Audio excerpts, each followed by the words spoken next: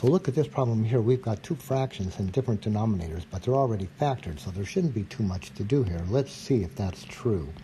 So the LCD here is x minus 7 times x minus 3. I'll circle that. Then, as I usually do, I'm going to write my big fraction bar with LCD down here. Now, let's go back up to this first fraction. Look at the top to see if there's any adjustments necessary. So what about this 4x? So any adjustment to that 4x? Well, compare the original denominator to the new one. What's missing here is the x minus 3. So you can see we've multiplied that original denominator by x minus 3. So let's multiply the top by x minus 3. We'll do that right here. And then minus, now what about this 2x? Let's do the same thing. Let's look at this original denominator compared to the new. Well, here's the original. We can see we're multiplying it by x minus 7. So we'll multiply the top by x minus 7. Let's multiply it through. So we'll get 4x squared minus 12x minus 2x squared plus 14x all over that LCD. Combine some terms here. 4x squareds and 2x squareds. That'll give us 2x squared.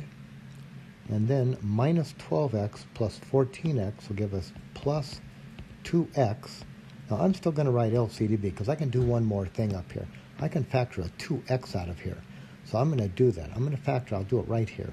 Factor out that 2x, and if I do that, what's left is x plus 1 over the LCD.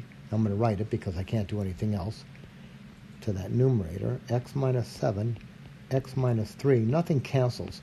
So I think this is probably the best form, but this one's probably okay too here. I just like this one better over here because I like things factored. Just me.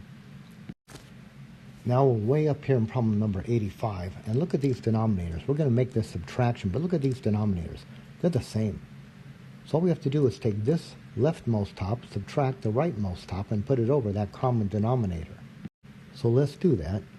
Here's our common denominator, x squared plus 11x plus 24. I suppose you could just write LCD if you wanted. But let's take this 9x minus 3, no adjustments, right, because we're not changing that denominator, minus, now we need parentheses here, right, because we want all of that 8x minus 11. Now let's take this minus sign through here. That will give us 9x minus 3 minus 8x plus 11 all over x squared plus 11x plus 24. Now let's combine terms, and you know, as I do this, I think what I'm going to do, I'm going to combine terms here, and I'm also going to factor this. I'm just saying 8 and 3 for that 11, so I just think it's going to factor. So we are going to get 9x minus 8x is x, and then negative 3, or minus 3 plus 11 is plus 8 over, let's factor this, about x and x, and I'm going to go with that 8 and 3. 8 and 3, they're both pluses.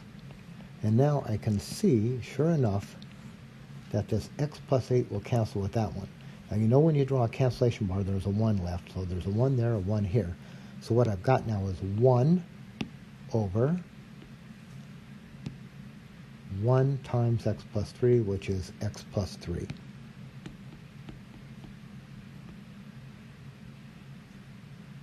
While we're here, let's just take a look at something. Let's look at this. What if we had inadvertently left off these parentheses, right? So we're going to take the 9x plus 3 minus all of this. But if we forget those parentheses, then we're looking at this. We're looking at 9x minus 3 minus 8x minus 11, right? If we forget the parentheses, which gives us 9x minus 8x is x, right? We're okay here. But then look what happens. We get negative 3 minus 11 is minus 14. So we're looking at x minus 14 rather than x plus 8.